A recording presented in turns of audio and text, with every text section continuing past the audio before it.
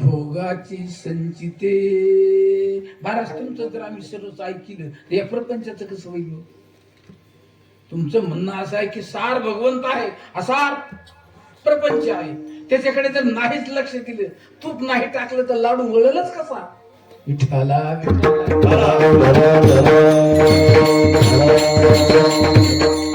असा प्रपंचामध्ये असा, पण त्याच तादात नाही घेऊ नका. तुमचं जसं संचित असेल तसाच प्रपंच होईल. हे तुमचं शरीर निर्माण केलं ते अगोदर तुमचं प्रारब्ध पाहिलं. प्रारब्ध पहलारचे आणि पाठ हे रजे शरीर. विठ्ठला जीवनामध्ये अवश्य आहे ते भोगावंच लागलं. लक्षात ठेवा. माझा एक जीवाचा मित्र लहानपणीचा कानसूरला गेला. कानसूरला जमीन घेतली, चांगली जमीन मिळाली, तिथे जमीन घेतली. मला मोठा कोठा बांधला की एका कोठ्यामध्ये 12 बैल बसतील. अशा प्रकारचा एवढे बैल नव्हते त्याच्याजवळ, मध्यम परिस्थिती बरी होती, पण काही नाही. कोठा कल्लेला होता आणि त्याच्यामध्येच बरोबर झोपायला गेला दररोज नियमाप्रमाणे. काल कल्लेला होता, आजही कल्लेला होता, काय आजच पडतो काय? शेजारी म्हणलं तरी माझ्याकडे झोपा म्हणलं, इथं स्वतंत्र पत्र आणि सीट ठोकलेलं आहे, इकडे या मामा. नाही म्हणलं बरं इथं. कोठा पडला मेलं. विठ्ठला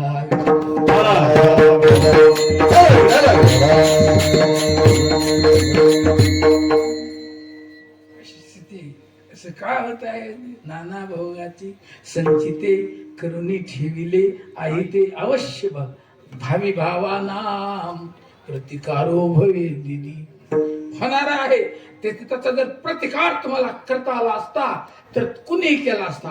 धर्मराजाला प्रतिकार करता आला नाही, रामाला प्रतिकार करता आला नाही. मग समर्थ नव्हते का ते? समर्थ होते, पण प्रारब्धाप्रमाणे त्या शरीराला भोगावं लागेल. अशा प्रकारे साधू संतांनी लिहिलं होतं. म्हणून मला रामरायाला त्याच वाटाने निघावं लागलं. विठ्ठला विठ्ठला. नाहीतर काही सिद्धीने सांगितलं की हिची चोरी करायची, या सोन्याचा हार नाही याला मारा. मग रामरायाच्या लक्षात नाही का आलं की आजपर्यंत सोन्याचा हार कधी पाहिला नाही, कधी कानाने ऐकलं नाही, आलाच कसा हा? पण नाही महाराज, रामाने बाण उचलला आणि पटकन बाण जोडला. का सगळं रामायण सांगू का आता? विठ्ठला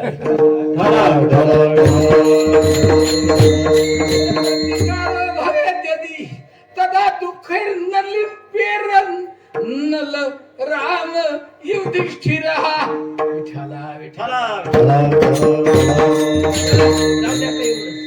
काही प्रारब्धाची कथा, ही मोठी कथा आहे महाराजांना.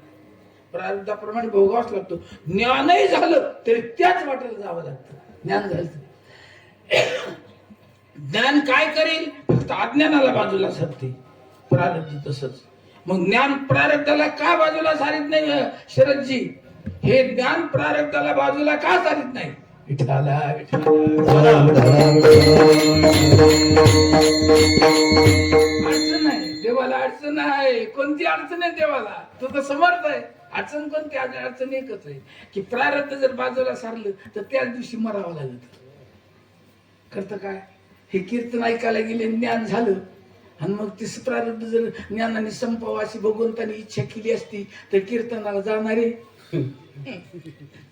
महावीर गेले. बरोबर. विठ्ठला विठ्ठला.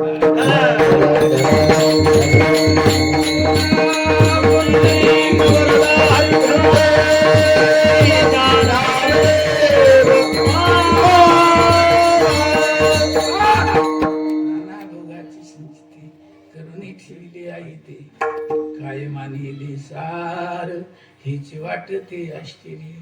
मोठच खोड आहे वा. देवाने ही मेंदू दिलाय, सर्व गोष्टी ठीक आहेत म्हणून बरं आहे, काही करता येत, तरी सुद्धा माणूस अडचणीतच पडतो. त्याच्यासाठी कुठं सांगितलं असेल शेवटचे जण. तुका म्हणे कोंडी, तुका म्हणे कोंडे, तुका म्हणे कोंडे, तुका म्हणे कोंडे, म्हणे कोंडी, तुका म्हणे कोंडी, तुका म्हणे कोंडी, तुका म्हणे कोंडी, तुका म्हणे कोंडी.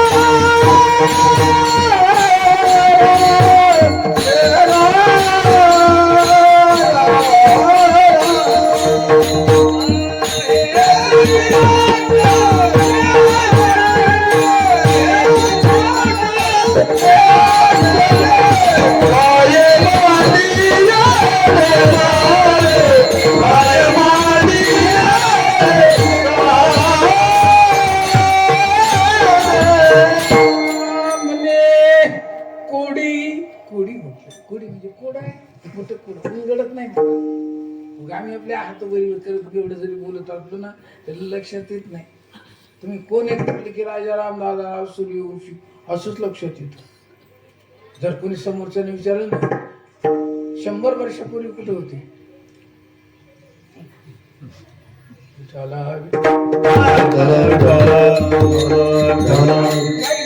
आत्म्याच्या विषयी तर एवढे वाद आहेत महाराज, वेगवेगळे अशा प्रकारचे वाद आहेत की आत्मा काय आहे नाहीच लक्षात येत.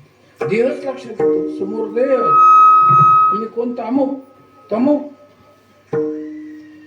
हे माझे अमुक हे माझे तमुक, आमची पार्टी काही वेगळीच आहे. आणि महाराज 6 मुलीची लग्न केली आणि 2 मुलं आहेत. सोयरे असे केले की एक फोन फेकला की 100 माणसं तयार.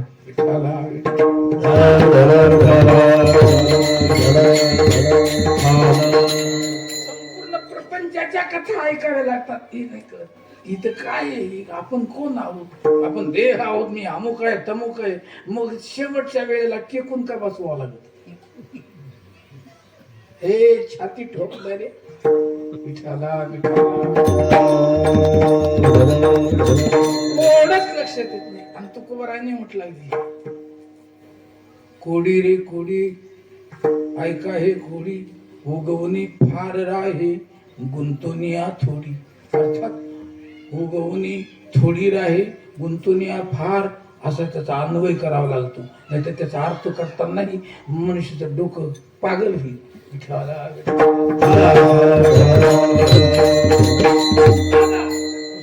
सांगा मी हे माझे काही मला विचारतो की मी जे तुम्ही म्हणता हे काय आहे, काय चीज आहे, मी ही काय चीज आहे. तिथं छाती आहे, तिथं डोकं आहे, अरे ते दंड आहे.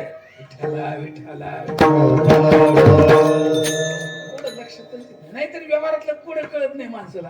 आम्ही लहानपणी काही उखाणे सांगत असत, ते उखाणा उलगडता येत नसायचा. पान सुरी फुल छत्री ओळखीला ते चांबाराची कुत्री मध्येच वाजवलं गॅप द्यायचं ते महत्वाचं सगळं तसंच राहिलं, भंग झालं म्हणजे. विठाला ते झालं नसतं, आमचं नेहमीच आमचं दंगवाद ते झालं नसतं. पण मध्यंतरी ती बाई आली. बाई कोणती? जांभळी.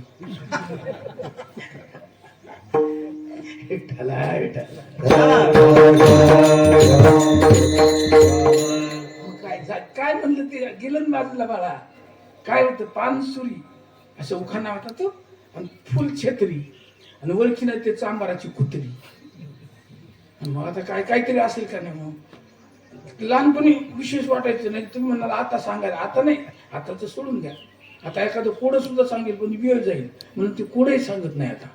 आता फक्त एकच सांगतो की हा आत्मा आणि हा देह याचं जे मिश्रण झालेलं आहे हे वेगवेगळं करणं कठीण झालं. विठाला म्हणे कोडी उगवू न शकती बापुडी. बापुडी म्हणजे सामान्य माणसं आली, डोळे चालले की त्याच्याच मागे जाणारी. अरे भिकारी, समोरची व्यक्ती ठरवते ती भिकारी आहे. विठाला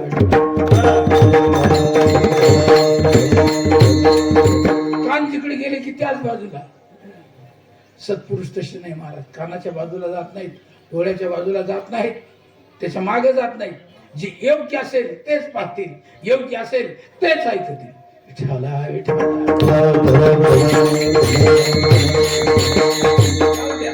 पुढं सांगितलं असतं एखादं कोडच नाही सांगायचं. तुका म्हणे कोडी उगवू न शकती बापुरी काय माने रे सार याचे वाटते आश्चर्य. अभंगाचा भावार्थ झालेला आहे. सर्वजण प्रेमपूर्वक हाताने टाळी आणि मुखाने नाम घ्यावा.